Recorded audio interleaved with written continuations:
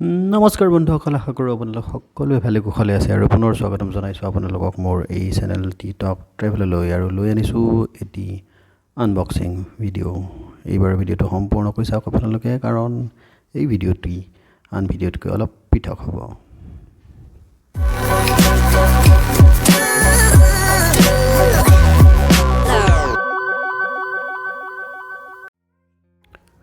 আৰু বন্ধুসকল, এই ভিডিঅ'টি কিছু পৃথক এইকাৰণেই হ'ব বুলি মই কৈছোঁ, কাৰণ যদিও বা এইটো এমাজনৰ বক্স আপোনালোকে দেখিছে, কিন্তু ইয়াৰ ভিতৰত যি বস্তুটো আছে সেইটো কোনো গেজেট নহয়। সাধাৰণতে এমাজন বা এনেকুৱা ধৰণৰ অনলাইন প্লেটফৰ্মবিলাকৰ পৰা আমি সাধাৰণতে গেজেটছ কিনো, ফোন কিনো, কিন্তু এইটো এনেকুৱা এটা বস্তু যিটো মই নিজেও আগতে মই অৰ্ডাৰ কৰা নাছিলোঁ অনলাইন।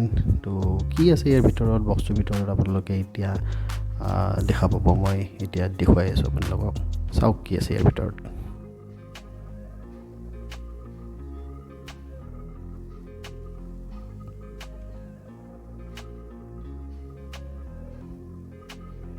আৰু এয়া দেখা পাইছে আপোনালোকে, এটা হালদিৰামৰ মেৱা লাৰুৰ বাকচ এটা।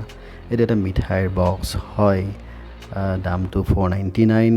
ইয়াতে এমাজনৰ পৰাও যে মিঠাই কিনি পেলাই খাব পৰা এটা দিন আহিব, সেইটো মই আগতে নিজাকৈ ভবা নাছিলোঁ কোনোদিনে। আজিকালি বাৰু চব্জি শাক পাচলি চবেই পাই যায় অনলাইন অৰ্ডাৰ কৰিলে। বিভিন্ন প্লেটফৰ্মছ আছে যিয়ে হোম ডেলিভাৰী দি থৈ যায়, কিন্তু এই মোৰ প্ৰথম অভিজ্ঞতা এমাজনৰ পৰা মিঠাই পাৰচেছ কৰি পেলাই খোৱাৰ। আৰু তাৎপৰ্যপূৰ্ণ কথাটো হৈছে যে এই যিটো মিঠাইৰ পেকেট আহিছে, এইটো আহিছে অসমৰ বাহিৰৰ পৰা।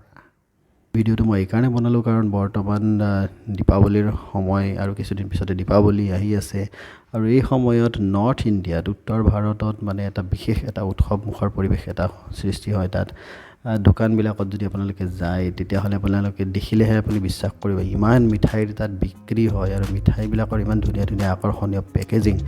আপুনি নিশ্চয়কৈ নেদেখিলে আপুনি হয়তো বিশ্বাস কৰিব নোৱাৰিব। তাত এটা পৰম্পৰা এটা আছে, দীপাৱলীৰ সময়ত মিঠাই মানে ইজনে সিজনক উপহাৰ হিচাপে দিয়ে, আৰু পৰম্পৰাক অক্ষুণ্ণ ৰাখি পেলাই ব্যৱসায়টো কি ধৰণে আগবঢ়াই লৈ যাব পাৰি, এইটো হয়তো আমাৰ শিকাৰ সময় আহি পৰিছে।